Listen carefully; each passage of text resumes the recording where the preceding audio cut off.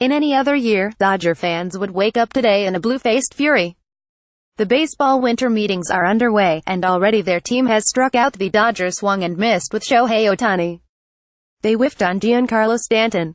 They kept the bat on their shoulder for reliever Brandon Morrow. That's 3 Cody Bellingersized strikes, enough for fans in any other year to scream at Andrew Friedman and Farhan Zaidi to get moving and try to win now. But this December is different. Friedman and Zaidi are coming off a season in which they moved mountains in building a team with the best record in baseball. Not only did they try to win now, but they also came within 9 innings of winning now, right now, on the first day of November to be exact. So a couple of thoughts are bouncing around locally as Dodgers administrators hang out across the country disguised as disinterested ducklings at Disney Swan and Dolphin Resort in Florida. First, let's be honest, it's really hard for fans to get worked up over next season when they haven't recovered from last season. Is that how you're feeling? That's how virtually every Dodgers fan I know is feeling. The cold shower that was Game 7 of the World Series against the Houston Astros has pretty much leaked all over this year's hot stove. The usual questions about who they are acquiring for 2018 have been drowned out by the continual questions surrounding how they blew it in 2017. During a recent breakfast with an old friend, we spent most of the meal discussing whether the Dodgers should have started Clayton Kershaw instead of Yu Darvish in Game 7. I still say no. My friend insists yes. It was a lively October debate still raging in December.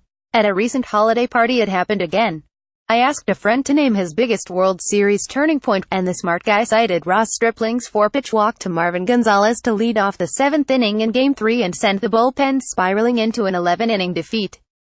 I, instead, cited Kenley Jansen's gopher ball to Gonzalez in the 9th inning of that game. We spent a few minutes of a winter night arguing like it was summer, which was completely crazy, yet made total sense. So, yeah, most of us aren't really over it yet. Okay, once the hangover ends, the realization will surely hit that these Dodgers don't really need much, and what they do need they won't really need for several months. They need another starting pitcher, but they have time to find one.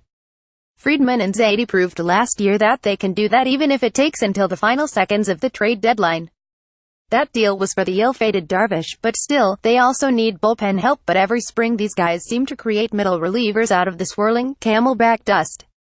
They could use another power bat, but at this point would they trade prospects to get one after relying so much on some of those prospects in last season's playoff run?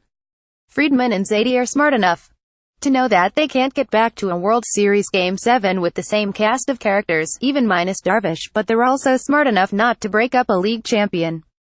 On Monday in Florida, Friedman made sense when he told reporters, "Our thought process is we're really happy with the talent base that we have right now. We're not going to try to force anything." Did they need Shohei Ohtani, who signed with the Angels? Sure, but this winter's most compelling free agent wants to both pitch and hit, which makes him a much better fit in the American League, where Mike Scioscia will have a much easier time keeping him happy. Could they have used Giancarlo Stanton, whom the Miami Marlins handed to the New York Yankees? Absolutely. But for the sort of budgetary restraints his enormously expensive presence would have put on the rest of the roster, they can live without him. They weren't 59 home runs from a championship last year. They were 9 innings. Should they have tried harder to keep Brandon Morrow, their tremendous middle reliever who is probably headed off to be a closer for the Chicago Cubs?